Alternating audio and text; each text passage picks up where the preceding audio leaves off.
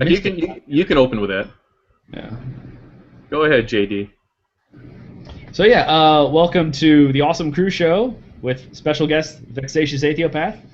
This will be a mesh of both of our shows. Mine is Talking Shit Tuesday, which I sadly had to miss due to, well, I was babysitting people, obviously, so I had to miss it. So we're gonna mesh that today, and also, you know, the stuff the captain does. We're gonna mix these two together.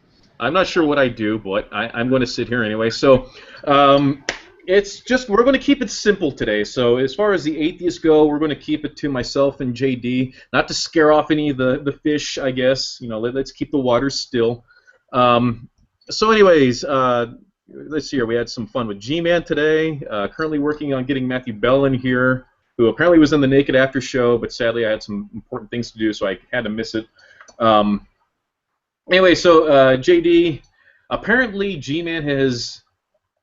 Oh, let's put it like this: G-Man's argument has evolved in the past couple of hours. Yes. Not really. He's kind of. I think in his attempts to not repeat himself, he tried to phrase it in a different way that made it appear like the meaning has changed. But I think if you actually talk to G-Man personally, be like, well, he'll probably tell you first that you don't understand the argument, because that's the first thing he starts with. No, you don't understand the argument. Despite the fact that you've told us about it 12 times now, G-Man, we get the argument now.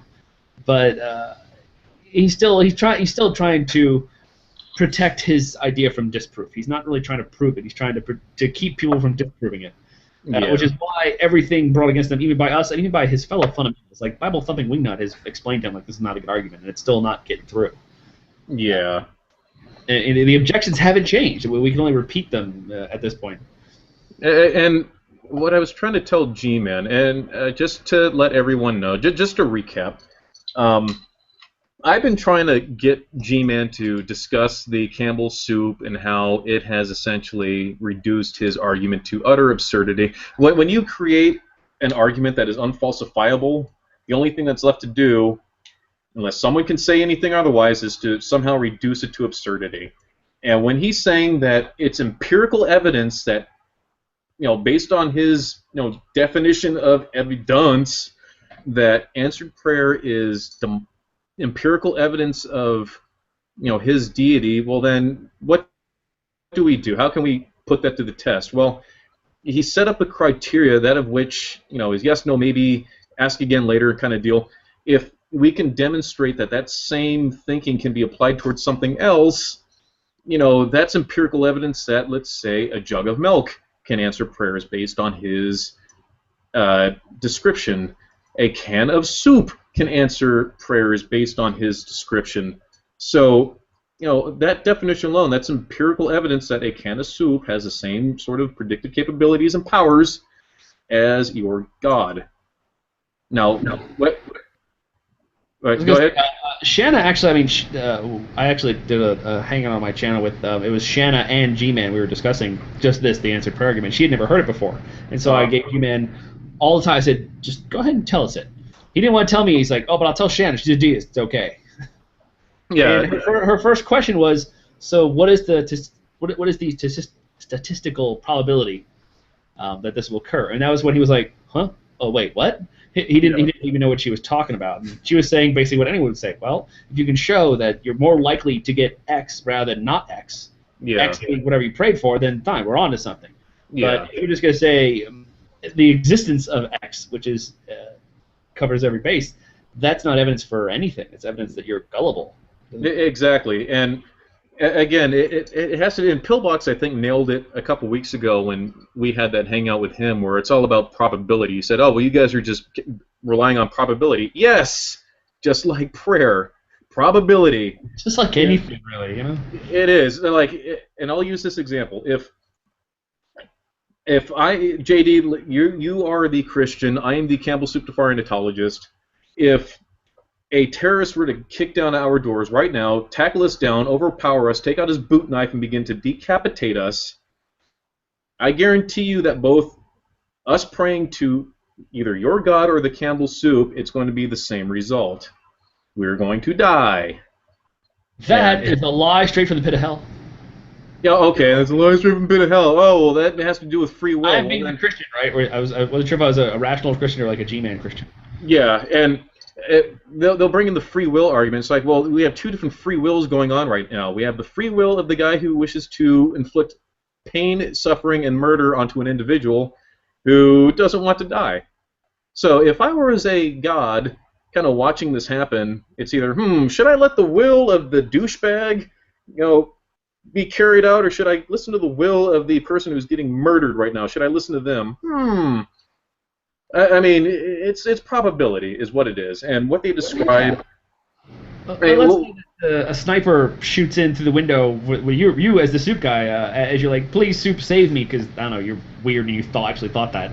And then, a few moments later, a sniper bullet comes in and kills the terrorist because I don't know, they were tracking or something.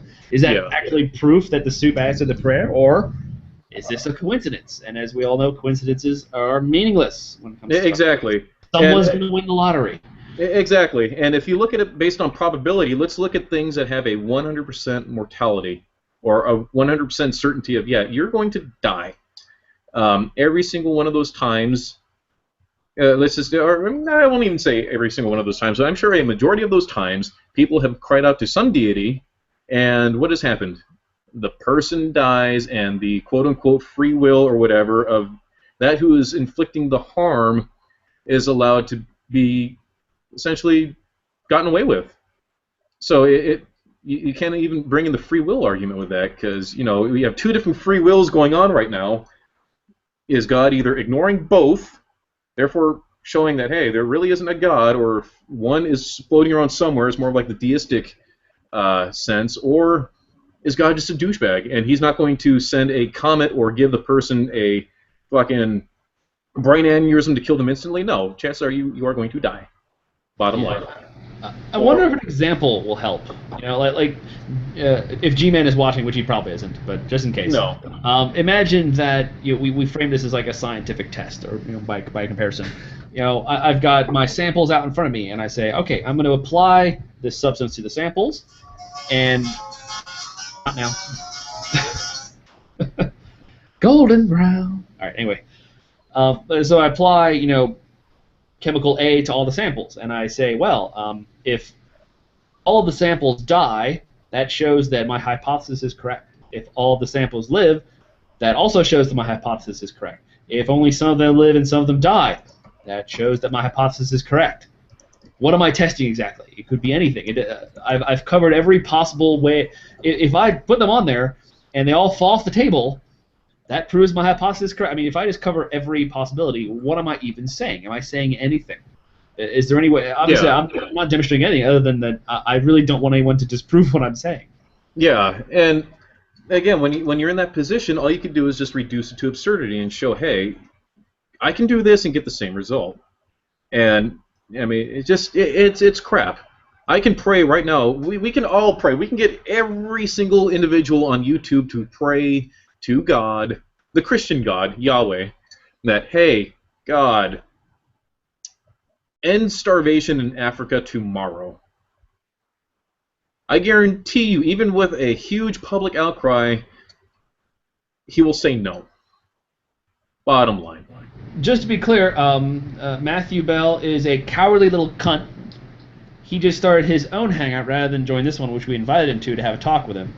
He started his own rational versus irrational atheism theism, which is the title of all his fucking hangouts, because he has no originality at all. And apparently he's going to discuss probably the same things, except now that he has moderate controls, he can fling people out in G-Man style. Okay, well, let's talk about the Matthew Bell. Let's talk about the Kalam. So, call me a noob. We can just touch on this briefly. Gary Phony B is watching. So, Gary, give us a few minutes to try to get a thumping nut job in here. If not, we'll drop you the link. I like you. It'd be nice to have like a good conversation. I love Gary. Gary's fucking cool. But so.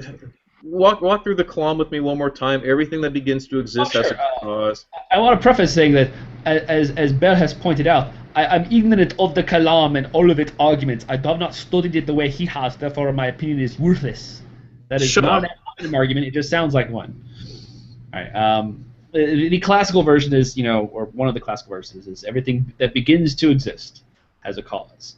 Okay. Began to exist. Therefore, the universe has a cause.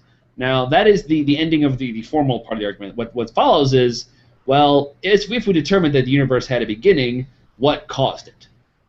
And then they Okay. start going through different reasons why what caused it just happens to have the same attributes as the Christian deity. Okay. Well. Some of those are more far-fetched than others. None of Okay. them actually have anything to do with the formal argument. In fact, probably the biggest problem with the argument is that if you grant it, if you just say, sure, we'll give you that the universe has a cause, it doesn't actually get you to anything. There's still no evidence that it's a deity or anything else. It's all speculative stuff. Well, so the cause of our current universe existing was a result of the expansion of space-time roughly about 14 billion years ago. Well, that would be a description of what happened, would be the expanding of space-time. But obviously, if it was like some, we figured out now that it was something condensed very small, but at a certain point, the physics are still breaking down. Like once you get into, before Planck time, like the point Yeah. 0.0000, etc. seconds, before that, there's still a big question mark. Oh, Understandably. but you know what? That's fine. Quantum gravity yet. Once we combine those, that'll help. Yeah. We don't even. The thing is, we're talking about something where there possibly is no such thing as time, in which case we don't really even have a frame of reference to understand it. That's why it's all mathematics. When you get down to the Big Bang at that level, it's entirely mathematical. So with Matthew Bell, because I was listening in the other day, and you guys were talking about energy, and it's like, oh well, energy, and it's like, dude, the first law of thermodynamics clearly states that energy cannot be created or destroyed. Therefore, it's in constant change. Matter came from energy condensing and all this crap. Watch one of King Crocodile's videos. He nailed it on the head better than JD and I could ever explain it. But Bell actually had a specific point. He was saying that it only works inside of a closed or an isolated system. Which, honestly, I mean, being a physicist, I haven't actually confirmed whether that's true or not. I think it's kind of relevant to it. Well, I mean, all you've observed is well, actually, go ahead. Well, to be honest, physicists don't know what the universe is. It's assumed that we are an isolated system. However, we don't know with the effects of black holes if we're able to get anything from like the multiverse theory, which Bell talks about. But again, it's still conceptual, just really tricky mathematics kind of deal. So there's nothing definitely concrete. I know from the math that it's mathematically plausible for there to be a multiverse, I think up to 13 universes, but anything outside of that, the equation really starts to break down. Actually, I think it's dimensions, like 11 dimensions. Dimensions, and after M theory stuff like Hawking's doing. Yeah. Maybe beyond my head, but but here's the problem. He says, I always hear them say that their God exists out of space-time and is timeless, but by definition, he doesn't exist then, because in order for something... Yeah. What does it mean if something doesn't have time? Yeah, I mean, in order for something to exist, by definition, it has to be within our reality, our observed reality. And how can this... It seems almost like a deistic step if here's this God that isn't even... he's beyond space-time. He exists outside over there. That seems more like a deistic kind of deal. But, if he does exist outside of space-time and all that crap, how does he... I thought God was everywhere. I thought God is in this very beer. I was going to bring it up. If he's everywhere, then he's material, because there's material stuff everywhere. He's not part of the material world, then he can't be everywhere. So it always seems to kind of... It bothers me, because they'll sit there and say, oh, well, he's timeless, ageless, blah, blah, blah, blah, blah. It's like, well, if he's timeless, then he can't exist within this reality. Well, yeah, he exists outside of reality. Okay, well, where does it say that in the Bible? And, just show us something that demonstrates how that could happen. And if he is timeless age, how can he affect this reality if all those things apply? Yeah. If you like, I can go through some of the more common flaws with the argument. Yeah. The one I tend to hit on the most is that the argument... One, it says everything that begins to exist has a cause. But the thing is, the only thing that is ever intended to be posited is that God is the only thing that did not begin to exist. Everything else began to exist. God didn't. That sounds like special pleading. Yeah, in some ways, it's if you could rearrange the argument to show that it's kind of begging the question there, unless they think there are other things that don't begin to exist, except they don't posit anything. They only posit God, and that's how God can be responsible for beginning to exist, because he did not. Well, the only thing that I can posit as being like eternal, based on our observation is energy. Energy is eternal. I mean, at least from what we understand, energy cannot be created or destroyed. But here's someone like Pillbox who says, well, yeah, that shows that it needs to be put there. It's like, yeah, in order for it to be put there, it still would have needed to be created. You fuck with. A lot of quantum models, like the speculative models that physicists, the theoretical physicists like Sean Carroll and friends are putting forth, are trying to deal with that, trying to figure out how to make the second law work with the model. Like how is time going to work and still have the second law of thermodynamics not have a problem? Yeah. But I think probably the strongest flaw with the argument is that when it says everything that begins to exist has a cause. Well, the thing is, that doesn't really that fits with observation, but it's the same way that intelligent design, everything that that's designed was designed by intelligence. Well, what they're missing is we've only observed specific things being designed by specific intelligence. Animal intelligence, insect intelligence, human intelligence. We haven't seen supernatural intelligence. And this is the same way here, in that the argument says everything that begins to exist has a cause. Well, what we observe is everything that begins to exist has a material cause. Right. So they're actually, so in the end, when the argument finishes, what they want to posit is something that we've never observed. Right. And they want to posit there was a non-material cause. Yeah, the cause. Ever. Why are we assuming that that's even possible? So here, for the 20 or so people who are watching, get ready to have your mind blown. Okay. J.D. Kane and I, Captain Awesome 013, began to exist. The cause for us coming into existence is the result of our parents fucking. There's your kalam. So therefore, I mean, what's C? Therefore, we had a cause. Therefore, we had a cause. Yeah, there we go. That's a sound argument. Again, we had a cause. What caused? I don't know. What's causing this lighter to drop? Gravity. It's a very stupid argument. I mean, there are serious problems with both the first and the second premise. Everything that begins to exist has a cause. Well, causality is something intuitive. It's something from, this is a point Carroll and other physicists have brought up. Causality is something that we intuit from inside the universe, and it's something we observe inside time. Our universe, has time. But when you talk about the universe as a whole, causality no longer makes any sense, because we're talking about something that may have originated without time, if it originated at all. If it's not eternal.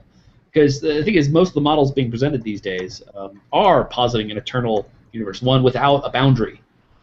Yeah. They don't even refer to beginning. The thing is, they don't even refer to beginnings at all. They refer to boundaries. They don't say like this thing is beginning. Carroll had a great way to put it. He said, when you say, look at the universe, say, well, what was the cause? Is like looking at someone with an iPhone and saying, where does the film go? It's like it's just absolutely the wrong question to be asking. It doesn't really make sense. Yeah, I mean, there are. I would say that there are such a things as wrong questions. I mean, what's the square root of purple? In some ways, yeah. The first premise, the new one that what's his name, Craig has brought forth. Everything that begins to exist has a transcendental cause of existence. As Carroll points out, it's not even wrong. It's not even wrong. It doesn't really make any sense. It's an assertion. There's no reason to think it's true. Right. Like as I said, everything we seem to begin to exist has a material cause. So what's this transcendental nonsense coming from? All right, really quick, Phony B and Baba Booey, just give us a few more minutes to see if any sort of nut job shows up, and then if no nut job does show up, then I will drop the link and we can talk about stuff. Yeah. Just 5 more minutes, I promise you guys. Just 5 more minutes. Just deal with us talking right now. Right, so the second one, that the universe began to exist. Says who?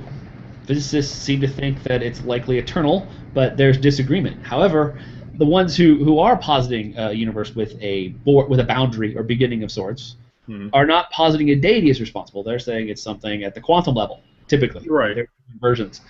So either we have a beginning that had nothing to do with the deity, or we don't have a beginning. We have an eternal universe in both directions, no boundaries. So where exactly are we? So again, we're back to God of the gaps here. We're like, well, if there's a beginning, then there's a big question mark. If it's eternal, then everything we see is what we see.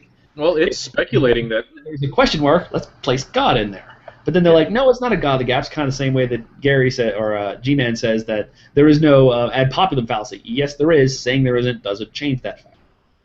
Yeah, and I remember reading somewhere that it's thought up that a Google years from now once the universe has exhausted all of its uh, resources, I guess it's going to cool down and everything. And there's nothing but supermassive black holes floating around, and they're gobbling each other up. It's speculated that we'll have another Big Bang. And our current universe probably isn't the first time, and it certainly won't be the last time that it's gone through some sort of full circle. So I mean, it's kind of interesting to think about it. But I mean, we're talking about like deep time here, like time that we can't even conceive just how far back, just how many billions of years. But yeah, or if that word even makes sense. When you start talking about things without time, well, that's we exist in time, so it's very difficult for us to try and grasp these concepts. I mean, as Dawkins would say, we're built for a different kind of world. We're built for things at the size of mountains and mustard seed grains. We're not built to understand things level of galaxies or level of the quantum level. We have to. It's very difficult for us to grasp those things. Yeah. Anyway, the third problem with the Kalam is the final one. I mean, if you grant that the universe began to exist, it doesn't really get you anywhere. It gets you to, okay, the universe began to exist. The universe has a boundary. Now what? So Bell made the whole argument. He was condescendingly explaining what a deductive argument is. I'm like, I know. But the problem is, he says, well, it has to be more likely to be true than false. I'm like, okay, fine. Let's say, for the sake of argument, it's more likely true that the universe began to exist. Yeah. That does not mean that all the shit you add to it, it has to be timeless, spaceless, and all this stuff, and you have to have this particular theory of time has to be true, and all that stuff, none of that is part of that. You're only talking about the first three. The rest of it is just made-up crap, which has some huge flaws to it, especially, probably one of the biggest ones, that it has to be a personal God. Yeah. Like, why can't you have one that's not personal? Why does it have to be have intelligence at all? For only there's a natural phenomena that produces universes, and you could call that God in some way. So, well, all we have is natural phenomena. Everything that we've noticed, every time there's a supernatural explanation, there's always been a natural cause behind it. And I will point by to... natural, we mean things that obey laws. Yeah. Hey, Matthew Bell! Hey, Matt. Did no one join your little shoot-off hangout? We're sorry about that. Okay, I'm not. I lied. I'm not sorry. I'm sorry. Captain's sorry. We're split on this. I am sorry. Hi, Matt. Hi. No, the other hangout that will be opening back up once I've taken care of the misrepresentations of the Kalam cosmological argument being presented by you two guys who probably don't have the first clue about what the Kalam's about. Probably don't have the. Cool. That's why we asked you here. Well, why are you critiquing an argument on an on-air hangout that you're conceding you don't know? I never said we didn't know. I'm saying that's why we asked you here. In case we were to misrepresent it, you'd be here to tell us where we're wrong. So with that said, I'm going to sit back and enjoy my beer and let you discuss the Kalam. I've already discussed the Kalam, and you can go to the New Covenant group and you can see an exposition by myself of the Kalam. So you can't. Can you run through like the 3 steps of the Kalam? Everything. Okay. So let me Okay, let's do this, Matt. Tell me where Tell me at which point I begin to be wrong in my understanding of the Kalam. Okay. Everything that begins to exist has a cause. Correct. Of its existence. Okay. Mm-hmm. The universe exists, therefore it has a cause. No. Okay, so I'm wrong in that. So correct me. Everything that begins to exist has a cause if it's coming into existence. The universe began to exist, therefore the universe has a cause if it's coming into existence. But premise 1 there, it has premise 2 there, that's an abbreviated form of the argument. There's not 3 steps in the Kalam as presented by Craig. There's also premise 2.1, premise 2.2, which are all about the impossibility of an actual infinite number of things and the possibility of an actual infinity. But those are normally kind of overlooked. So yeah, so you don't know the argument. So you're critiquing something you don't know about.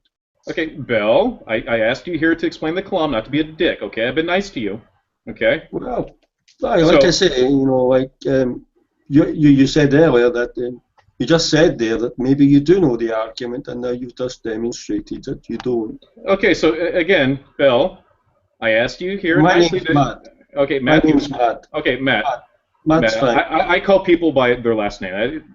Alex gets mad at me about that. So, anyways, I asked you here to explain the Kalam, not to tell me how wrong I am. Okay. But you never asked me here. J.D. Kane asked me here. Oh, now we're splitting hairs. Okay. Seriously. I've had very little exchange with you, and everyone has told me how much of a huge schmuck you are, and I'm trying to give you the benefit of the doubt. No. You didn't have very little exchange. You had a certain number of exchanges. Let me count them. You're wrong about that. It's not little. It's exactly a certain number. Let me explain. You're wrong about that, you arrogant bastard, you. Okay.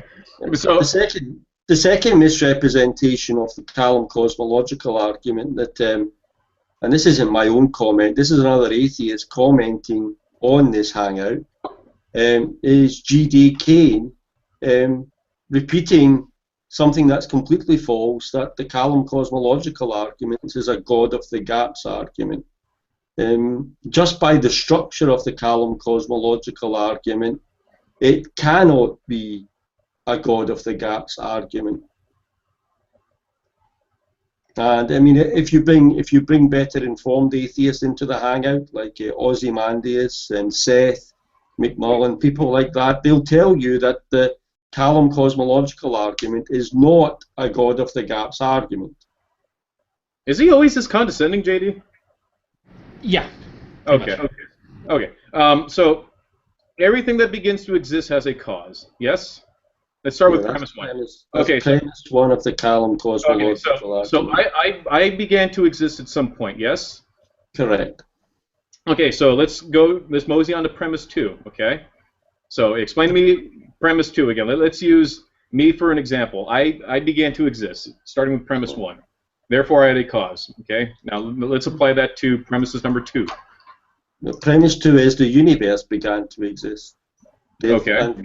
So if everything that begins to exist has a cause, okay, and the universe began to exist, okay, then the universe had a cause of its coming into existence. Okay, so that's the formal part of the Callum cosmological argument. Okay, so the current model of the universe is that a rapid expansion of space-time about 14 billion years ago is what it caused our universe to exist. So how do we cause it to God?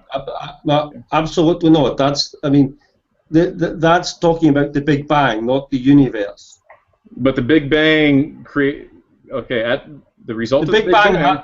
The Big Bang didn't. The Big Bang. There was a time before the Big Bang. The Big Bang only goes to, I think it's T.34 or something like that. Mm-hmm. That's when the expansion begins. Before that, you have the universe. Then you have the Big Bang and the expansion.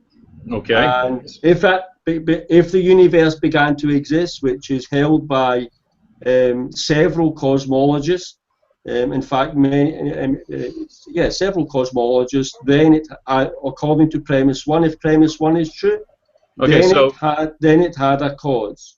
That's the argument. Well, hold on, that second part is not something cosmologists say. No, listen to what I said. I know, it's being clear. They agree that some of them have boundaries. Hold on a sec. Some of them have models that have boundaries, but they're not saying that this necessarily means there was a cause. Okay. So in terms of causality.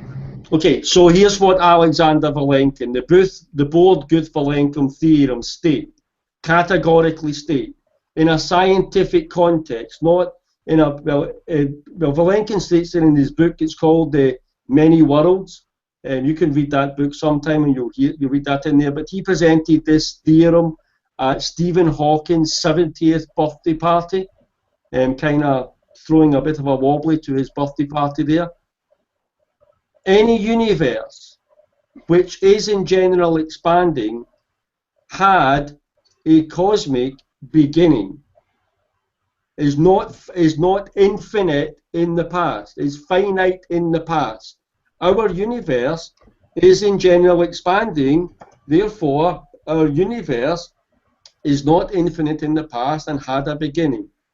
That's because cosmological support. And if you look at someone like Lawrence Krauss, who tried to say that William Lane Craig was misrepresenting the Borde-Guth-Vilenkin theorem in his many debates that he has, when Lawrence Krauss tried to do that, William Lane Craig produced a letter from an email from Alexander Vilenkin, where Alexander Vilenkin stated, no, you present our theorem very accurately. And of course, as William Lane Craig presents that, he's using it for supporting evidence for premise 2. So that's cosmological support for, and even Lawrence Krauss has said, it's scientific to say our observable universe had a beginning. It's just true. That's it. We know that. Well, no, that's not true. That is. Oh yeah, well that is true. You can go and look at. You can go at the. Well, Lawrence Krauss is a current current scientist, cosmologist, working at the cutting edge of cosmology. You can look at his debate with William Lane Craig, is there evidence for God, the first debate they ever had, and you will see him making that statement. We know our observable universe had a beginning. It's scientific to state that. That's his own okay, hold on, JD. Our observable universe, yes, as a result of the expansion of space-time. Yeah. Okay, which is well supported. Go ahead, JD. Wait, hold on, time out. Hold on. Hi, Gary. Hey, Gary, how you doing? Okay, the thing is...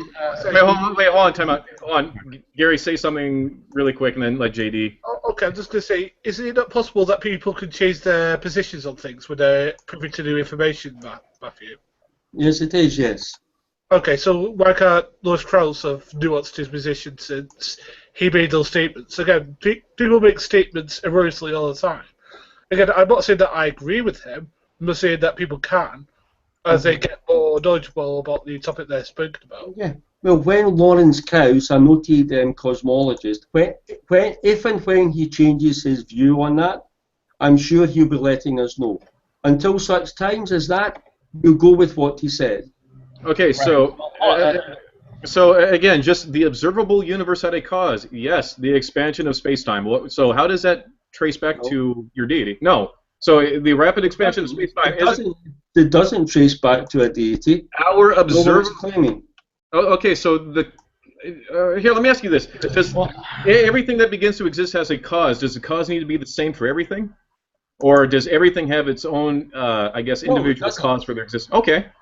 So let me ask you this: how? I want to jump. There was another problem. The thing is, I don't want this to get too glossed over because there was one error Bell made there. He said that it's a fact that the universe had a beginning. Well, that's not a fact. That's something that theoretical physicists are split on. In fact, the majority of them are moving towards an eternal model, different models that have no boundary. And so, yes, I agree. Krauss is one. Vilenkin is another. They both posit a boundary, a beginning, a part where there's no time or anything, and there was a boundary, and then our universe. However, as far as I know, neither of them are positing a deity. I believe Krauss is positing some kind of quantum event that produced the universe. And I'm not really sure what Vilenkin posits, but I have never heard any of them posit a deity or say that that's actually a useful way to look at this. And a lot of them are positing an eternal universe, in which case there is no place to insert a deity. And that would go into the first law of thermodynamics. But anyways, JD, when you're done, Brexter, how you doing? You can feel free to pop in after JD. I read your comment in the chat, so let me just respond to that. First of all, go ahead. Since joining this hangout, up until this point, I have not used the word fact. Okay, and anyone who wants to check that, this is a live on air. They just go back there. They just play it back from I entered this hangout. JD just said that I stated that the universe having a beginning was a fact.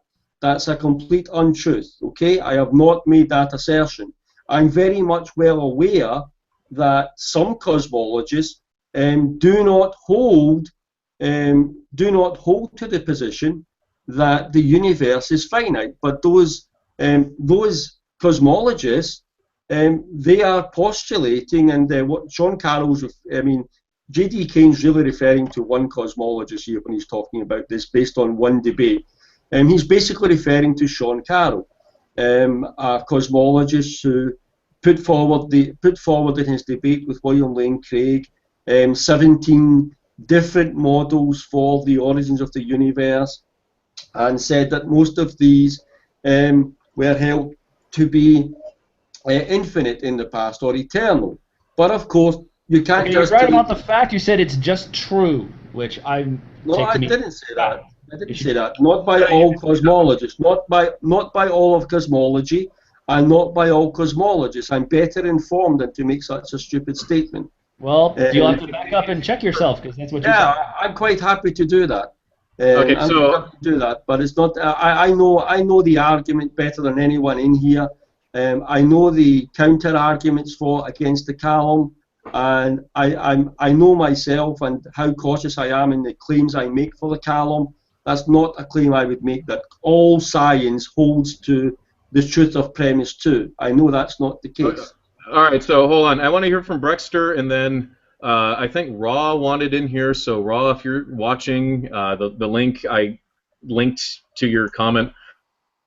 Brexter, say something, then I want to hear back from Matthew about how the Kalam is existence of a creator, if that is the best way to put it. Go ahead, Breck. Oh wait, what do you want me to say?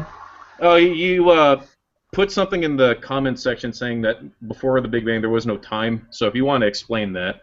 Well, basically, yeah. It depends on if you. There's a whole bunch of different interpretations. Like there's the multiverse interpretation, where each different universe could be in its own separate bubble, and maybe our bubble happened to be when a bubble divided into two different bubbles. So basically, in that space between the bubbles, there would not technically be space-time as we may know it. There could be some other type of field there, but to say that there was a time before the Big Bang, that's more of like an assertion. It's not really something that we currently know for a fact.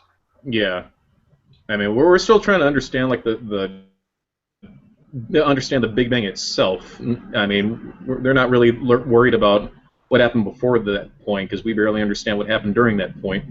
But yeah, I mean, so yeah. So Matthew, if you could, hi Shayna. If you could, Matthew, if you could walk through the Kalam, because you are the resident self-proclaimed expert on that now, how does that trace back to a creator? Again, I'm asking from a layman point of view, so go ahead. The formal part of the Kalam does not get you to a creator. All it gets you to is a cause of the universe. It's only when you do an analysis of necessary properties that cause has that you then get to the creator, because if the universe began to exist, and by universe you're talking about the space, time, material universe, then because that would be the beginning of space coming into being, any cause could not be in space, it could not be in time, it could not be material. Because it brought the universe into beginning, it would have to be very powerful. And because it could not be just a necessary and sufficient set of conditions, it would have to be a personal free agent.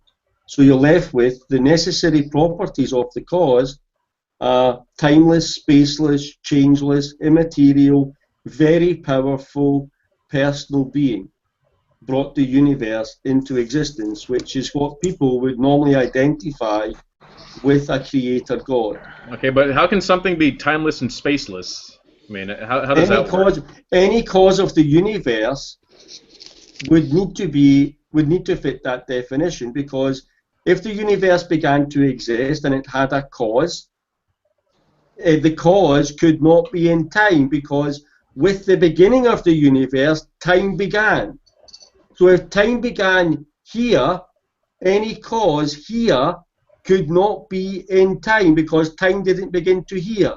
Okay, so again, the same refers to space, materiality, changelessness, things like that. Okay, so again, I'll just go back. The cause of the universe is the observed expansion of space-time, or not the observed, but we have very good evidence to indicate that there was a rapid expansion of space-time. So yeah, there's your cause, and it doesn't need to posit any sort of supernatural deity, behind that. We're talking about the cause of the universe coming into existence, not the expansion of the universe after it had began to exist. But earlier you said the visible universe. The visible universe is what I quoted Lawrence Krauss in his terminology. He said our observable universe. I've not limited myself to that statement because we don't have any evidence for anything but our universe. Okay, so are you familiar with the hypothesis that after the universe, and I believe it's estimated a Google years, which is a 1 with 100 zeros at the end, once the universe has exhausted all of its energy and all that's left essentially are just big black holes floating around, is it possible that it's actually theorized that that could lead to possibly another Big Bang and everything just goes about its business, just going a full circle, I guess? Yes, so I'm aware of. Yeah, that's Roger Penrose's cyclic model. I'm aware of that. Of course. Okay, so I'm going off the first law of thermodynamics that states that energy cannot be created or destroyed. Oh, don't. Oh no. You're going to abuse. What you're going to do is you're going to abuse the first law of thermodynamics because you don't know what the first law of thermodynamics is. That's it. Right. The way you get around the first law of thermodynamics is to say that it all applies to things inside this universe.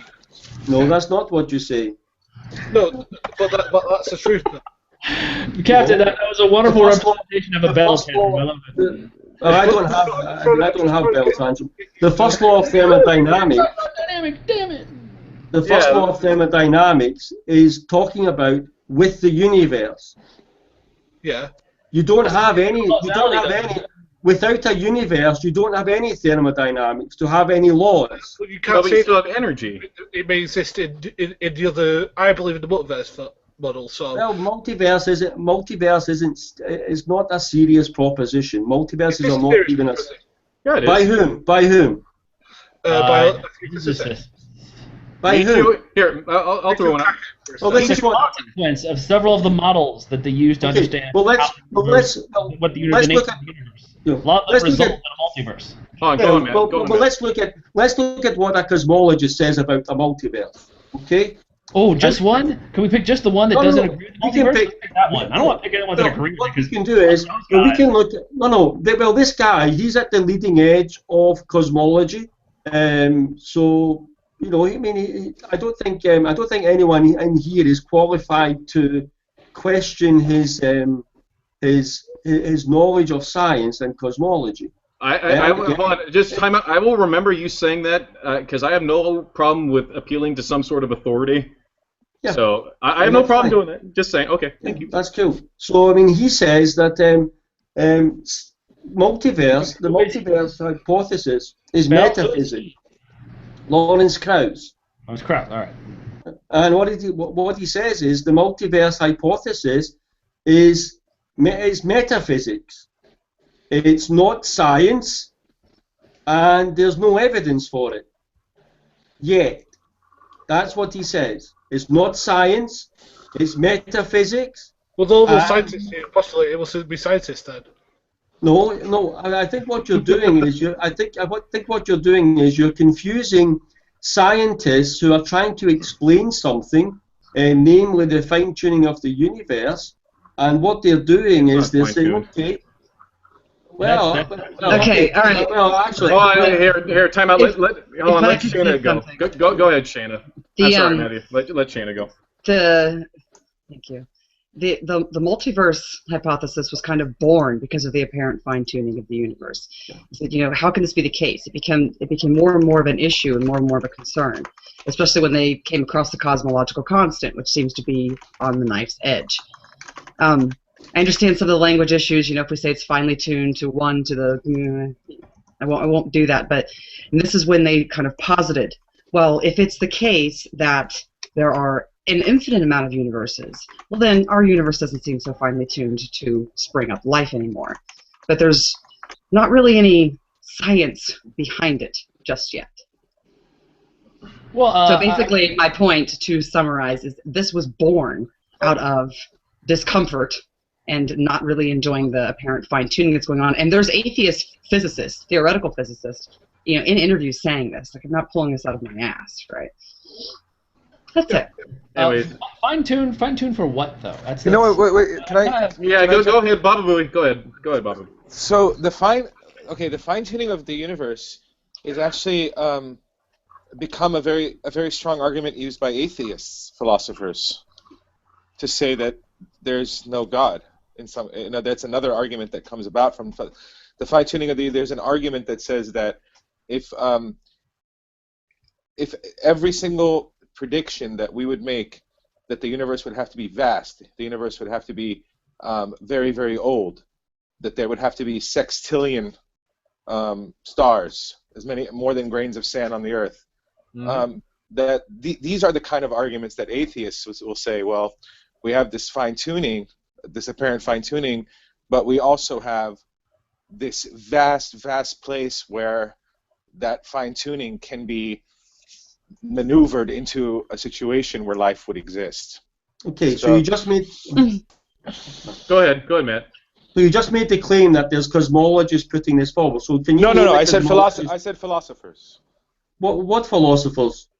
He said atheist philosophers. That's what he said. Yeah. What atheist philosophers? Richard Carrier put this forward. No, Richard Carrier. I mean, he's not. What's his area? What's his area of expertise again? First of all, he's not a philosopher. Okay, he's a historian. He's a historian. Okay. Okay. So where is his qualifications to be making these? I mean, what we're doing is we're saying. Okay, you're not attacking the argument. You're attacking the person who stated it. What we're doing is we're looking for relevant authorities who are speaking on the subject. Okay. What about Drange? Ted Drange is a philosopher of religion.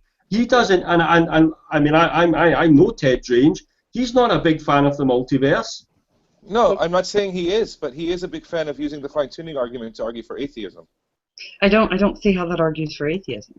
Well, I think the argument is that if there is a deity, there's books on it. It's not limited by fine-tuning. You should have no problem for it. A deity can. Let me just quote Carroll here. He actually made a good point where he says, "I am by no means convinced that there's a fine-tuning problem. It is certainly true that if you change the parameters of nature, our local conditions that we observe around us would change by a lot. I grant that quickly. I do not grant that therefore life could not exist. I will start granting that once someone tells me the conditions under which life can exist. What is the definition of life? If it's just information processing, thinking, or something like that, there's a huge monopoly of possibilities. They sound very science fiction, but then you're the one changing the parameters of the universe. The results are going to sound like they come from a science fiction model. The thing is, in theism, life is not purely physical. It's not purely a collection of atoms doing things like it is in naturalism. I would think that no matter what the atoms were doing, God could still create life. God doesn't care what the mass of the electron is. He can do what he wants. The only framework in which you can honestly say that the physical parameters of the universe must take on certain values in order for life to exist is naturalism. All right, hold on. Hold on. Time out really quick.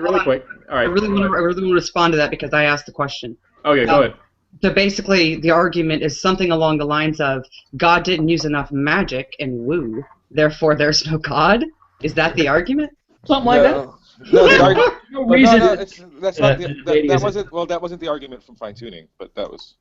Well, anyways, hold on. Everyone, just really quick. Raw, if you're watching, if you want in so bad, click the link the same way everyone else down here is found in the comments section and get your ass in here.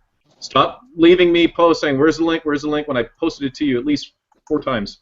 Raw. Talking to you, Raw. Weird floaty head beard guy with the artistic nature in his videos. If you want to talk to the soup god, then get in here. We can talk about that after we're done talking with Matt. I just want to say that. I think the primary point that Carroll was making is that there is really no such thing as the fine-tuning problem. It's the appearance of fine-tuning, just kind of like the appearance of design. But when it comes down to it, if you're positing something that is capable of something omnipotent, like the way God is typically portrayed, then it's by those things. It can create the universe in any way it wants, and there can be life. So there's no reason for that. That's not really an argument for God. Well, actually, but what Sean Carroll did not address. Hold on, Matt. Hold on, Shanna wanted to reply there. Go ahead, Shanna. Go ahead, Shanna. I was just going to repeat myself. That sounds like nonsense. If God's omnipotent in the way classically defined, and I did hear you say that, but God could have done it any way it wanted. So since it did it this way, there can't be a God. That's certainly, you see how nonsense that is. Well, I would say it's not really evidence for God. I disagree that what any philosopher says has evidence against God. I would say you cannot use it as evidence for God because God is not bound by those things. There could be a God who did this way, but the fact that that things are this way is not evidence that a God did it. And that's fine. That's fine. But just because a God or a creator were to do it this way doesn't mean that it's bound by it. That doesn't follow at all. I agree. Okay. Anyways, Mark and Lenny, hey buddies. Lenny looks like he's fucking devious right now. Wait, what? Mark, The laugh didn't help. well, you have sort of a raw thing going, so we'll use that. Am I wrong? My beard's not nearly grandiose enough to. No, but I mean, you do have that dark kind of. Ominous he's kind of he's thing. not a member of Season Top yet, so we got. No. The white bits on his headphones look like horns. Yeah. Oh yeah. Anyways, Mark, do you want to throw down or say anything, Mark? No, I'm quite happy to listen for the moment. Thank you. Okay. So I mean, just to correct me if I'm wrong, but what you just cited from Sean Carroll there, that was in his debate with William Lane Craig. A.D. Kane. Yeah. And what was William Lane Craig's response to that? You tell me. What was his response to that? Well, what I'm doing is, like, I mean, this is how, I mean, a rational person, like, if I'm looking at what Sean Carroll has said, okay, or what William Lane Craig has said, and what I don't do, if I'm being rational, I'm presenting the arguments clearly. And in fact, if I'm being rational myself, what I don't do is I don't read my guy, so I don't just read William Lane Craig, and then when I'm in Hangouts, quote what William Lane Craig said in his debate with Sean Carroll.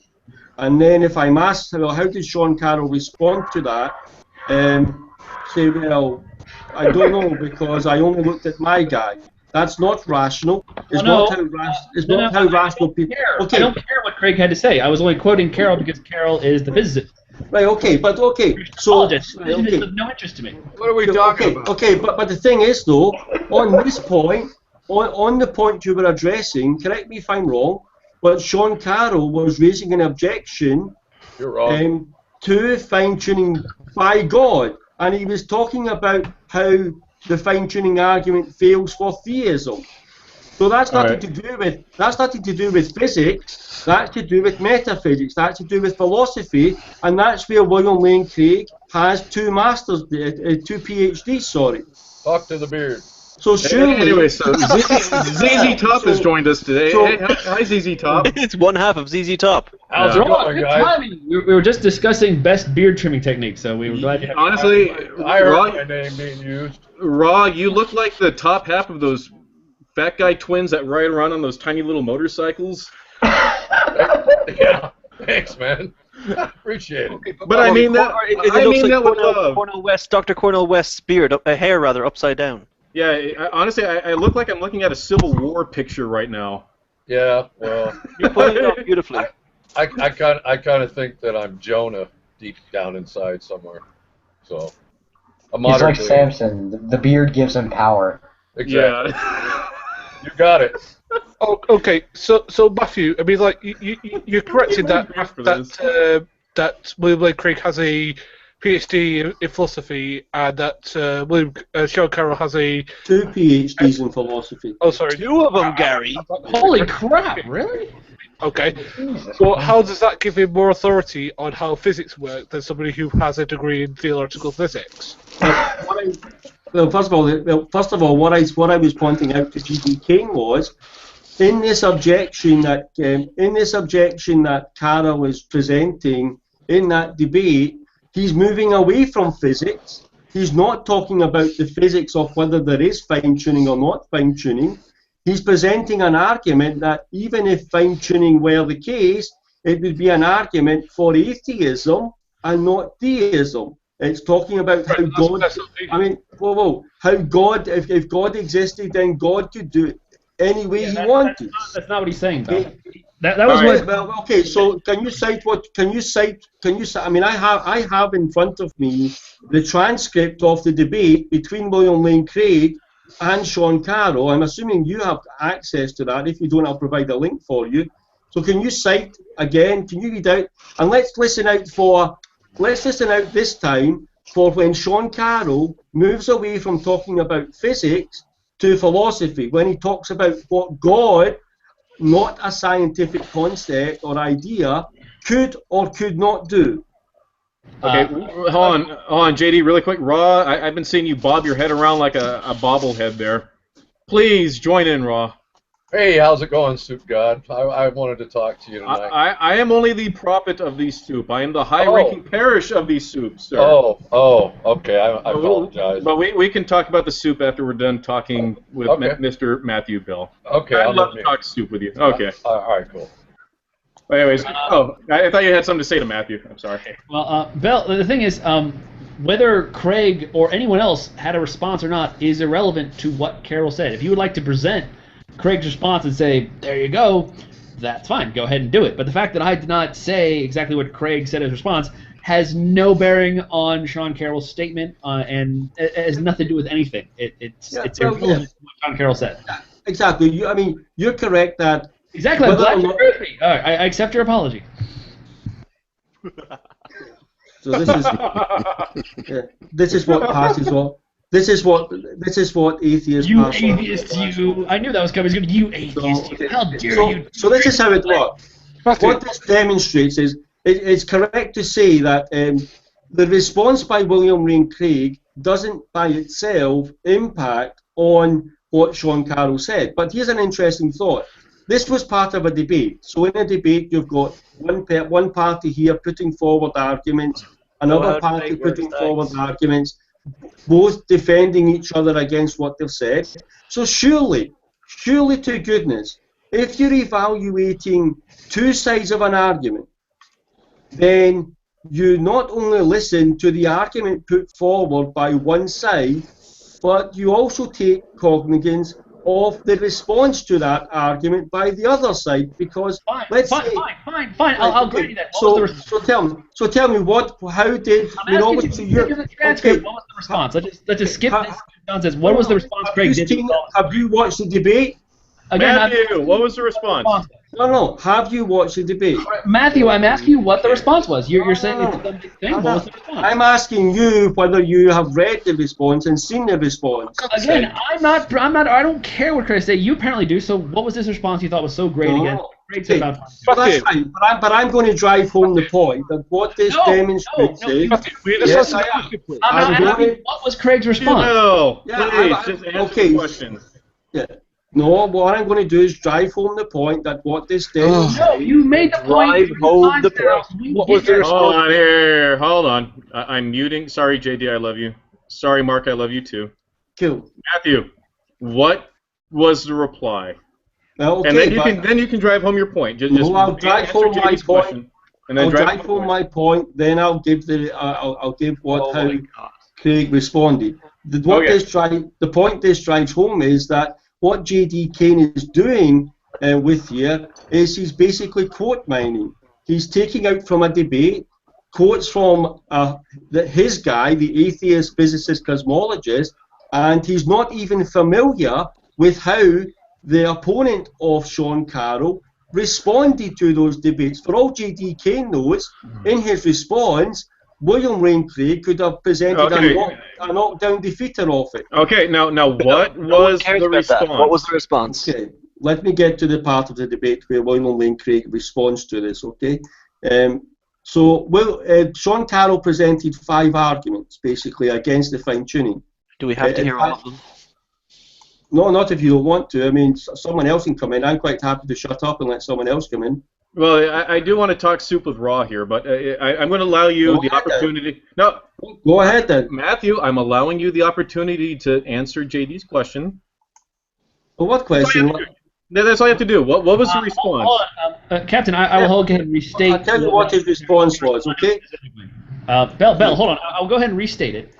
It was the part where he said, I know what Hold on, let me just. We're live here, so other people might not know this. So I'm by no means convinced there's a fine-tuning argument. It's certainly true that if you change parameters of nature, our local conditions that we observe will change. I grant that quickly. I do not grant that, therefore, life can exist. I will start granting that when someone tells me the conditions in which life can exist. What is the definition of life, for example? And he goes on with that. The next part is, in theism, life is not purely physical. It's not purely a collection of atoms doing things like it is in naturalism. I would think that no matter what the atoms were doing, God could still create life. God doesn't care what the mass of the electron is. He can do what he wants. The only framework which you can honestly say the physical parameters of the universe must take on certain values, is under naturalism. Now, I'd like to know what Craig's response was to those two particular points that he makes. Yeah, okay. Well, Craig's response was basically that the assumption being made by Sean Carroll is that God hasn't created the universe exactly as he did create the universe to fine-tune it for life, but also for discoverability. So it's not like God, God has says, okay, here's God, okay, I'm going to create a universe and I'm going to give you all the answers. Rather than that, and this is very compatible with deism, what you have is you have God creating the universe and creating the universe in such a way that the universe and the truths about the universe are discoverable by human beings through the application of reason and of science. So Sean Carroll makes the assumption that the fine-tuning is only for life and not for the discoverability of life. And again, if an individual... Hold on, Bell, wait a second. You're not quoting from the debate. You said you Yes, I am. Actually, I am. Because what that doesn't sound like Craig. All right, here, hold on.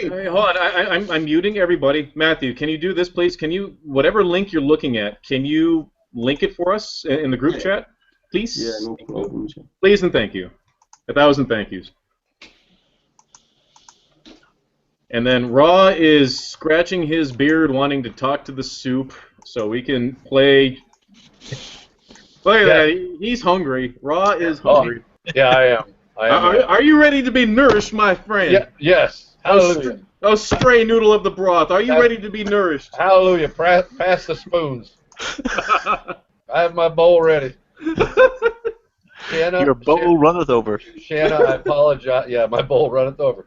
Shanna, I apologize. I forgot your name in the chat. I was trying to say hi to everybody. That's okay. I don't even think we've met. Well, that's probably it's fine. That's probably a good thing. My daughter's name is Shanna, by the way. That's really? It's a very unique name. Yeah, that's maybe the fourth person I've ever heard of. Yep. That's neat. Yeah, it was. It's nice to meet you. It was nice to meet you too. My ex named her after a book. Apparently, there's a book with that title, or. My mother named me after a song about a dying dog in the '60s. It's a fun story to tell. Oh wow! That's horrible. Yeah. So hold on, that might be more interesting than the soup conversation. Oh, maybe. Well, we'll see how that plays out. Anyway, so Matthew, how about this? Thank you for posting the link here. It looks like a lot of reading. It's a lot of reading. And I apologize for interrupting you, Matt. No. It's okay. You've been good. Oh man, there's pictures in this. I know there are pictures. Pictures. That's about all. Anyway, so here, how about this? That's all. Here, Matt, how about this? Why don't you give hold on. Why don't you give JD and I a week to read over this material, and we will come at you prepared. What is that? What is that smile, Matthew? I'm highlighting you right now.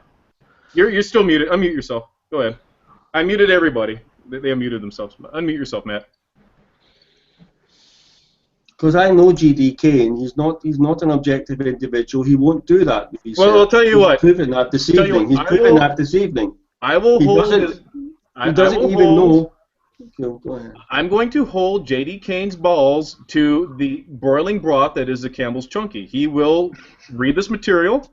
He will understand the material, and in 1 week's time, we will come back at you with full understanding of this material. How about that? But the thing is, this material is just a transcript of the debate that he's quote mining Sean Carroll from. He claims to have seen the debate.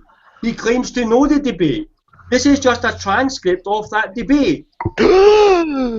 Yeah, that's quote mining would be taking Sean Carroll out of context to say something that he did not intend. Quote that. So therefore, I'm not quoting mining because this is Sean Carroll's position. What I did want to know is what was Craig's specific response. If you could just find that and read that off, like you said, it's so important. Well go ahead.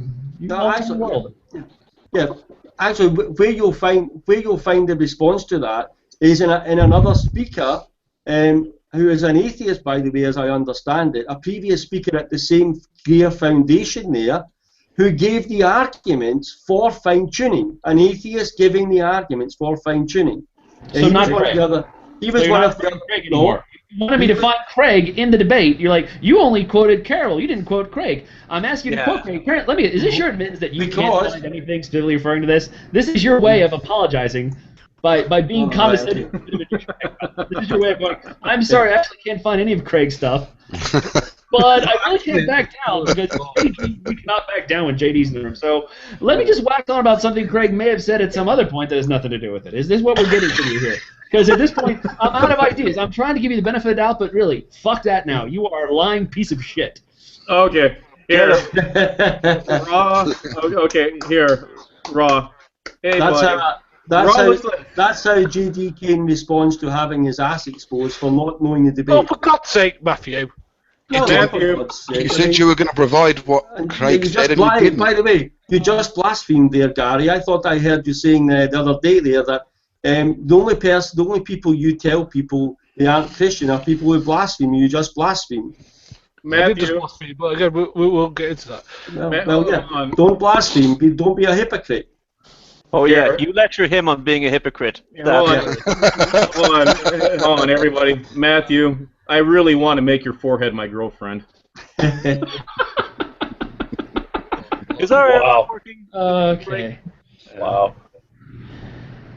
Yeah, Raw, have you talking much with Bell? Yeah, I have. Yeah. No, hold on. Now, I didn't boot him because he was wearing on my patience a little bit, but just a couple things.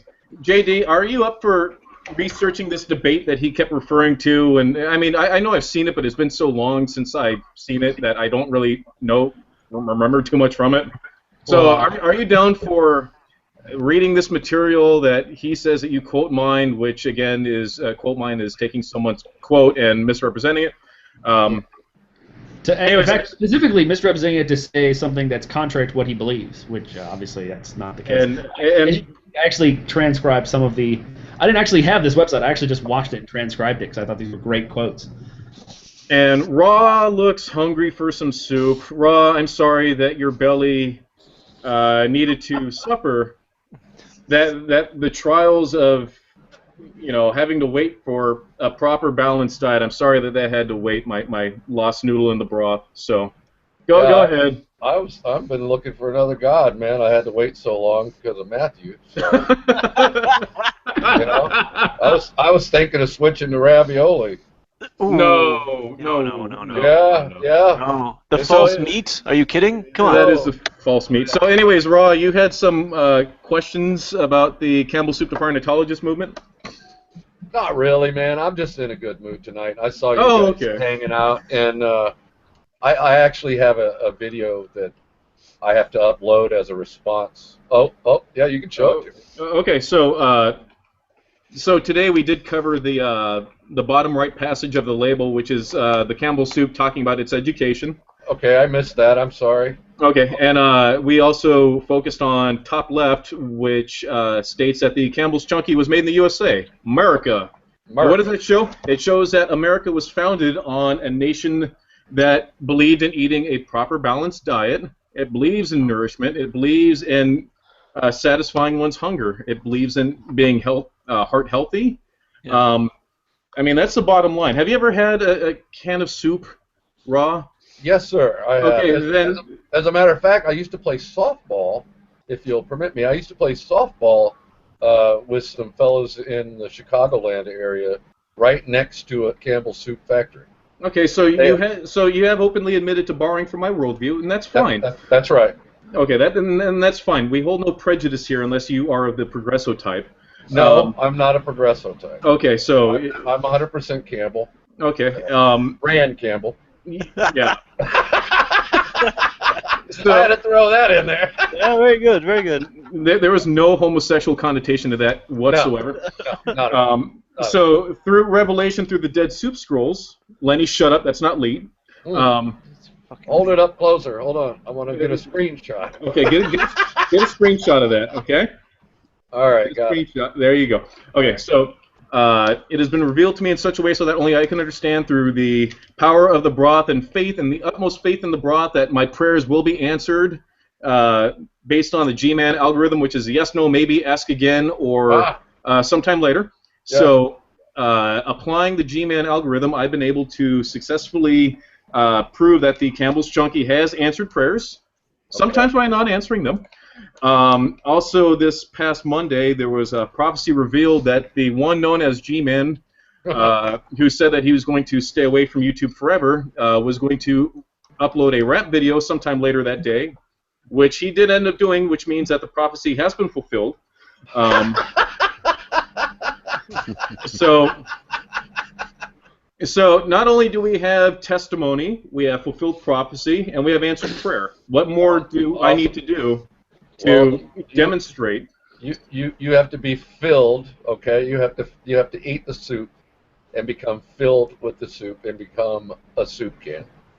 No. See. Yeah, you got to be born again. You have to become a soup can. See, my lost noodle. You are the your theology. You are the piece of meat that is left astray. I'm the born again guy that tells everybody they're going to hell if they don't listen. Okay. Okay. So you have to become born again of the Campbell soup can, and then you can call him the can Father. Shayna looks so disinterested right now. I love it. She's just like, what the fuck is going on here? Give it a toss. Give it a toss. Well, I mean, Chad had like these deep discussions before with about deconversions and things, and like, let's talk soup. Now, well, speaking of deconversions, once you are that can of soup, how could you become uncanned? Someone have to come along and deconvert you by opening the top of the can. Maybe you've got a full top. Reason will set you free. Full top, and somebody just pour you. Right, see, what you're doing, Raw, is you're pulling in too many ideologies from your religion that don't necessarily fulfill. I mean, a lot of what you're talking about doesn't pertain to the Campbell Soup Department Apologist movement. So essentially, one must have. I'm a rogue canist. I believe. He's been deceived by the evil crouton. Yeah, I am a Calvin canist. No. See, here's the problem, Rob. You are the dented can on the clearance rack. Okay. I know. However, just because the can is dented does not mean that the contents within is not hearty and pure. All right. But it probably is. It probably is. Maybe I'm just a back. Maybe I'm just. Can I ask Captain a legitimate question? Go ahead, Jerry. I want a little troll answer to this. Has G-Man got what you're trying to get through to him yet? Nope. No, that's why his new nickname is Fish Sticks. Fish Sticks? Fish Sticks. Is that like an angel? Okay. It's a thing from South Park. Okay, so there's an episode of South Park where Kanye West. It's like Fish Sticks. Oh, okay. Yeah, Kanye West. Everyone gets this joke but Kanye West, and it's just I'm looking at the scenario. G-Man is Kanye West in that episode where he just has no fucking idea what's going on. And it's not a black thing. It's not about that. No. Don't make it about that. No, but it's just, I picture G-Man in front of like a whiteboard with all these like scribbles and diagrams trying to figure out what the Campbell Soup answered prayer argument is. The Campbell Soup is his fish sticks. That's the bottom line. I'm going to continue to be skeptical of the Campbell's Soup until I see how you can explain why the planets are so perfectly shaped like meatballs in a non-Pastafarian universe. He's got a point. Why aren't they all cylindrical? Yeah. Anyways, Heavy Holler. Hi. You were waving. Hello. Hey, how y'all doing? How's it going, Heavy? I don't think I met you either. Nice mustache. Yeah, it's a avatar I use in Second Life. Okay. That's the comedian on YouTube, isn't it? Do you really have those mutton chops? I wish. Okay. I think that's a comedian on YouTube, actually. Looks like it. So, Raw, are you satisfied? Oh, no. Oh, fucking hell. No. Oh, thank goodness. Thank goodness. I've got reinforcements. I forgot that I fucking sent the... Yeah, what's going on, Raw? What's up, brother? Show him the audio issues. Quick, show him your turtle. No. I mean, tortoise. No. Oh, man. man. So anyways, Rod, do you feel nourished in the speakings of the Dead Soup Scrolls? Yeah, I have a full rebuttal coming to both now the camcorder god that Alex Botten just posited with G-Man, and unfortunately your can of soup god. Okay. Well, the camcorder Campbell soup god. Okay. Well, just remember trilogy. It's the trilogy. Yeah, it is.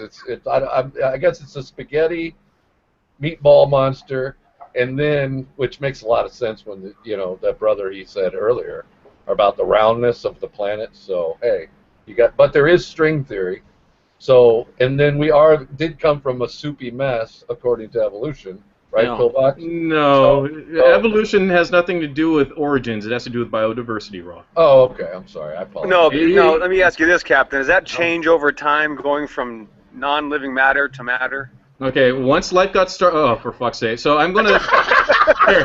Let me put this in very. See, and they laugh, and that's what scares me is that people watching laugh. So, okay, so you have the process of which molecules can start reproducing. Okay, that process right there is abiogenesis. Once the molecules are there and they start doing their thing and biodiversity, that's where evolution comes in. Okay. Why are you talking all fancy? From the primordial I know, I forgot Raw doesn't like fancy speak. Man, I'm having to Google every word, and then I'm like, Raw, I love you, but I'm not surprised. I'm not surprised, Raw. Surprised? I get it. Okay. Guys, I got it. Got the pun. Yeah. Is it any coincidence that basically we're now introducing string theory when pasta can be sort of like strings? I think he was good. If he wasn't going there with that, I think he unintentionally went there, but that's how I took it. No, I was going there with that. Okay. I think Lenny once said everything that has a beginning has a sauce. Yeah. That's right. Actually, can I say something real quick?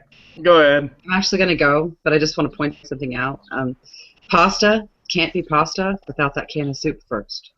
I'm gonna go. Thank you. You gotta do the mic drop. That was horrible, Shanna. You gotta do like the chest bump, like peace out. All right, now we can fight. The women are gone. She must be She'll go to the place of stripper factories and beer volcanoes. What's wrong with that? Is she gone? Yeah, she's gone. All right. Cunt. Oh, that's better. You don't have to hold in your farts anymore. She's gone. Oh, that's terrible. That's terrible. I have a quick subject shift because we got MG in here. Hey, MG. Hey, JD, how you doing, bro? I had a question for you, and it's actually it's not really there's no trap here. This is actually trying to help G-Man along with his answered prayer stuff. You have said on many occasions that there's no evidence for evolution, right? Oh, of course, yes. Right. Now, what you mean by that, you're not saying that no one has ever put forth anything in favor of the assertion that, life diversifies a particular way. You're saying that there's no evidence that convinces you that evolution is the case. Would that be a good way to put it? I would say that's very close. Yeah, I would go along with that, sure. Yeah, when you say there's no evidence, you're saying there's no evidence that convinces you. Yeah, I would say that all the evidence they use has basically, either turned out to be a fraud or not show that actual macroevolution takes place, or actually show the opposite of evolution takes place. But people can accept the same evidence in different ways. Okay, right. But there's a way of accepting something as being wrong, regardless of what their opinion is. I can sit there and say, well, it's to my understanding that the sky right now is purple and plaid. It looks like flannel in the sky. I can deposit that all I want and say, well, hey, we both have the same evidence, but I'm wrong. The sky is not plaid. Right. I agree. So it doesn't matter what. Real quick. So again, you can't explain biodiversity without evolution, because that's what evolution touches on is biodiversity. Right. My point wasn't specifically like the argument about evolution, but when he says that, he's saying it the same way atheists say when they say there's no evidence for God. They're saying that there's no evidence that convinces them, not that there's no evidence, period, because obviously people put forth... Well, JD, you're partly right, but I would say all the evidence convinces me that the opposite of evolution happens. Things actually break down over time, and that's what the evidence clearly shows. So I would say just based on the evidence... That's a negative, Pillbox. No. Yeah, I gotta disagree. No. Hold on. Let me just touch... Hold on. Well, my point was made clear. My point was specifically for G-Man, That when he says that atheists say there's no evidence and he's trying to debunk that, the problem is he's debunking only the broadest definition of evidence and not the way it's being used, which is there's no convincing evidence, not that there's no evidence, period. Pillbox, hold on, Pillbox, things, how you're putting things breaking down over time, and that's not evolution. I mean, if you're talking about, like, aging, the aging process, then why did you just say that if you agree? Because I agree that it's not evolution. All the evidence shows that evolution doesn't happen. No, you tell you. Fucking moron. Evolution explains biodiversity. So do we have biodiversity or not? Yes, yeah, we have what's called an ecosystem in meiosis. So we have. They're all okay. Don't we have an ecosystem? Don't we have symbiosis, guys? What's that? Don't we need the birds and bees just to pollinate the plants? What about them? The birds don't pollinate. Oh. I mean, how does a peace lily evolve? A peace lily can't even be out in direct sunlight. How does something like that evolve when the sun actually kills it? It has to be shaded 100% of the time. Why don't you take a class and find out? That's just interesting that things, even plants evolve that can't even handle the sun's rays. It's just amazing. Okay. So why don't you take a botany class to find out why? I mean, that's a cute. I mean, why would the plant? Why would some type of plant evolve to eventually make another plant that can't even take the sunlight? Well, there's a good reason for that. It's kind of like, why do certain fish in dark caves have de-evolved their eyes? Like, their eyes no longer work. That's because in a different environment, what was once beneficial can become detrimental or neutral. And so you take that plant and you have it only hang out where there's shade, and it's going to continually any mutations that would normally make it so it was it would be hurt by sunlight are no longer selected for anymore. They're no longer selected against, and so those plants thrive. Yeah, because it's evolved to where it can handle being in shade and not in direct sunlight. Most plants got to have sunlight. This one doesn't. Hey, Pillbox, can you grab me a Coke real quick? I couldn't hear you. Oh yeah, right behind me. You want one? Yeah, if you get your cold one, please, mate. Yeah. Yeah. All right, man, I got you. Natural selection. This is what natural selection is. Natural selection is the environment determining what mutations are beneficial, detrimental, or neutral. Well, yeah, but if it's already selected to live, JD, why is it going to change if it lives already? It's not choosing anything. Because if it's in the forest where it doesn't get much sunlight, it's going to evolve to make sure it's the ones without the sunlight survive. Hey, hold on. You could say that it would be a change in allele frequency then, right? For those who know what that is, yeah? I would say allele frequency shows the variation of the DNA. No new information is ever added, Captain. It's always existing Pillbox, honestly, Pillbox. I've explained to you. Even with the, what is it? Shut up, Pillbox. Pillbox, shut up. I've explained to you. What is it when they add things to fruit, Captain? We've done this. We've done this before, Pillbox. You fucking you. Honestly, I'm sorry, Pillbox. I've explained to you how a change in allele frequencies has happened. A fucking PhD biologist has explained. What is it? Genetically modified foods is what I want to talk about. That's when Alex Botten loves to jump on genetic modified foods. Don't we believe in genetic modified foods? He's so dumb. Send him to the airlock. Hold on. What does he mean about? Hold on, Raw. What do GMOs have to do with the subject? I don't know. Pillbox says the tendency of just being shouty non sequitur asshole. I've been listening to you, Captain. I've been trying to be patient and listening to you guys. I'm waiting for the evidence. Pillbox, we've given you evidence. What have you given me, Captain? Just replay every single conversation we've ever had with each other. Oh boy, that would be very difficult. That would take a while. I can give you one. No, I could do it. Wait, hold on. I want Gary to do it because Gary's a Christian. Go ahead, Gary. All right. You guys just gotta walk on JD. Look at your hand. Look at your hand. Look at your left hand, and look at the thing that's on the extreme left of it. Hair? Now, this is what's called a thumb. And if you look at your right hand, you'll see the exact same thing. Those are evidence of evolution. Because... Okay. Now, does that mean we also, for some reason, may have evolved from bears since they have feet similar to humans?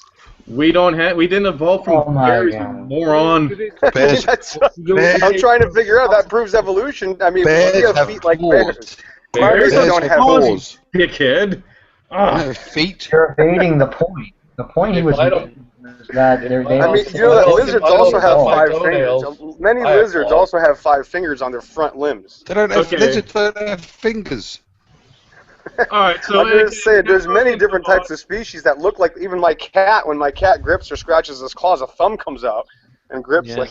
There's many different similarities in the creation. Oh, hang on. Yeah, no, the mammals often share. Most mammals, in fact, shares the skeletal structure in their extremities, like their hands and feet, which is kind of a, I don't know, I guess a slam dunk for common ancestry, I guess. Yeah, just a lot. No, it just obviously proves there was a designer that used similar design features. No, because if I were to design a flipper, I'd do it a lot better than how it's designed right now. It's just very obvious when we have all these species living together through symbiosis. The circle of life. What about all the species that are extinct? Oh yeah, that proves a rising species, ones that died off. Yes, that proves evolution. No, you're saying everything that... Yeah, things dying off proves evolution, yes. I'm convinced. There's a species that have gone extinct, that have had common ancestry. Yeah, they didn't. Why didn't they just evolve? Here, why didn't they just evolve? What happened? Here, Pillbox, shut up. Anyways, hold on, let's, JD. Oh, damn, his chair is there empty. No, JD. Oh, he got raptured. Oh, no. He's evolved into a chair. Yeah, raptured by the chair. Raptured, JD got raptured. I like that. He did. It took him early. By the soup god. Yeah.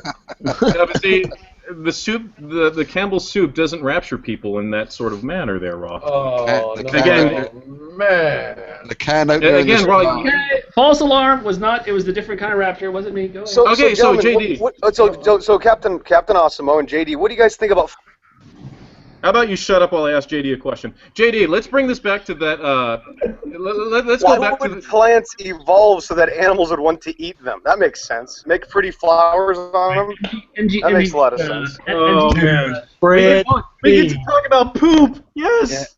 Yeah, and then I want to talk about flowers. I think flowers are an interesting part of evolution. Don't you think it's interesting that flowers evolve? We get to talk about poop. The animal shits out the seed. It grows into another plant. I love talking about. I think that could very well. Yes, the poop made it evolve.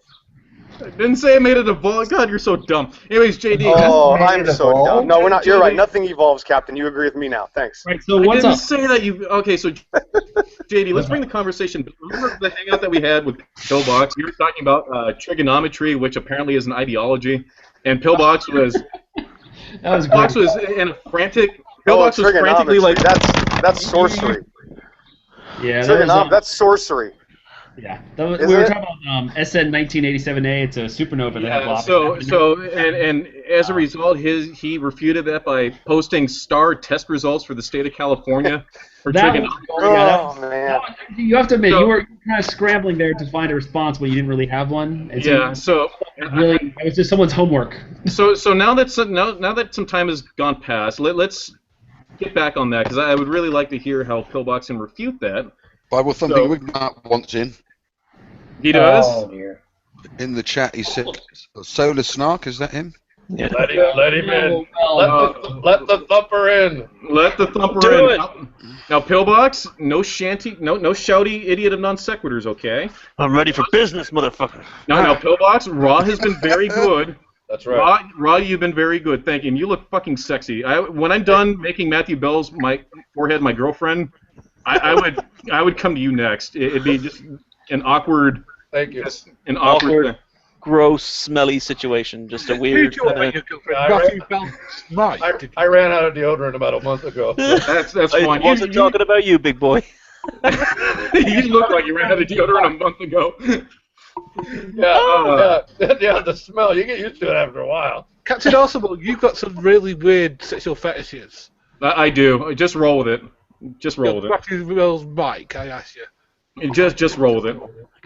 Captain, I can smell you through the internet right now. I'm wafting my legs in your general direction. Let's see if I can.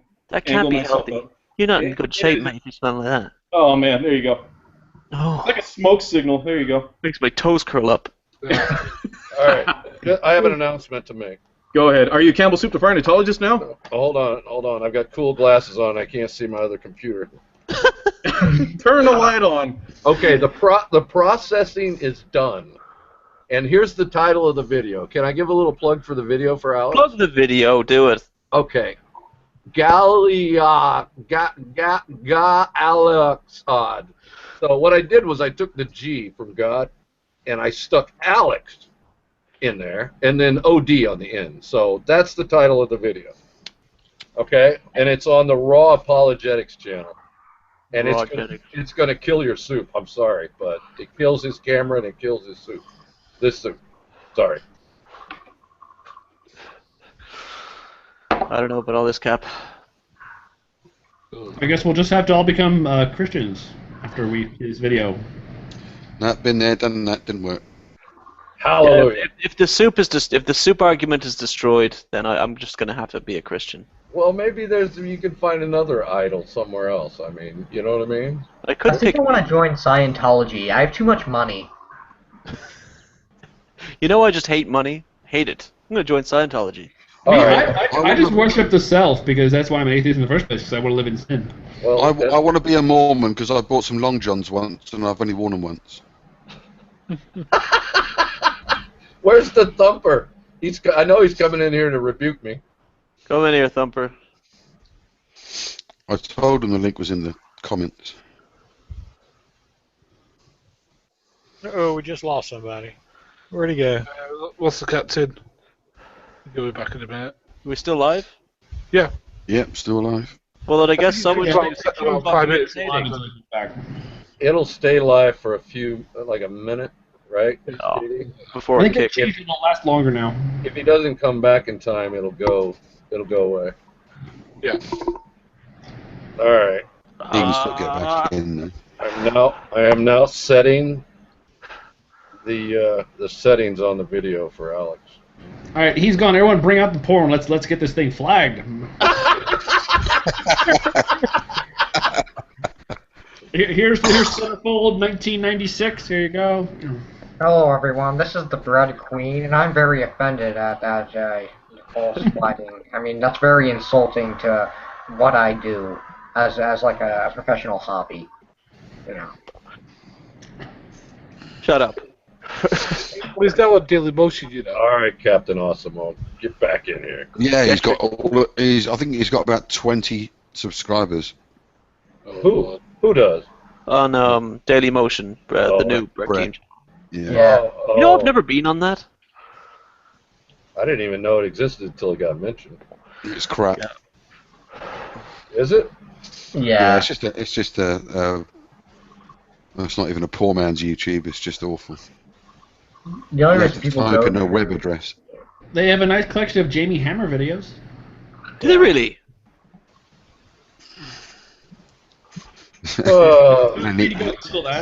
Well, I have to say this in every video, just so you know, guys. Repent and believe the gospel. Okay, I've said it. All right.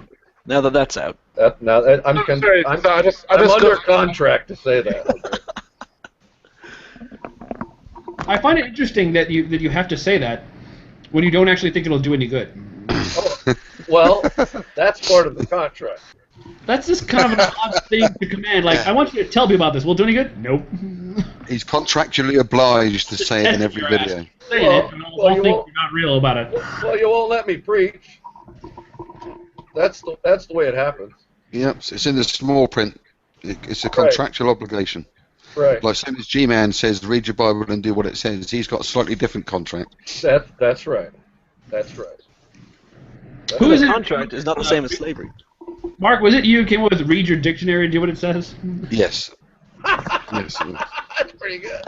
Because G-Man keeps saying your, as in you're welcome, spelling it Y-O-U-R, and other spelling mistakes. I just thought I'd be facetious. And can you guys hear me okay? Yeah, I can hear you just fine, Captain. I'm going to come up with a new thing called Restart Read Your my Evolution Book update, and do so what I'm it on my says. phone now. Okay, here goes the video. You ready? On 3. 1, 3. Yeah. Publish. I hate leaving out the 2, but you know, it gets old after a while. All right, there it is. That's the soup killer and the camcorder god killer. Raw Apologetics. Oh, we will check it out. Gail Exod. Wait a minute, Raw, why does it already have 5 thumbs down? Because I'm under contract. It's a conspiracy. Right. I make it look good by putting it down myself. That's how that works, right? Exactly. And then I can complain about it later. Hey, what's with that? When we going to lunch, Lenny? You're buying, dude. Dude, I'm free tomorrow. Oh, tomorrow's no good for me. You know, with that reasoning, G-Man's videos are insanely popular. How about tomorrow night? We can do tomorrow night, yeah. Tomorrow's gonna be hot. I know it's gonna. Well, it's the heat is coming, like it's happening. It's a hot day. We got like 95 degrees coming in a couple of days, Mark. I mean, it's like that's hot for this time of year. It is. It's not quite the record. The record is for the same time of year was 97. But we're gonna be 90. Mark lied to us. But why? Because the winter's coming, and not so much. Yeah. It wasn't too bad today. It was only like 82 today. I think it topped that at. And you said you didn't have a problem going downtown Orlando, right? Which is no, easier. I don't have a problem. I don't have a problem going Okay, it's easier for me. Yeah, that's fine. I'll go downtown. There's one bar I can't go into. I used to work there, and I quit viciously.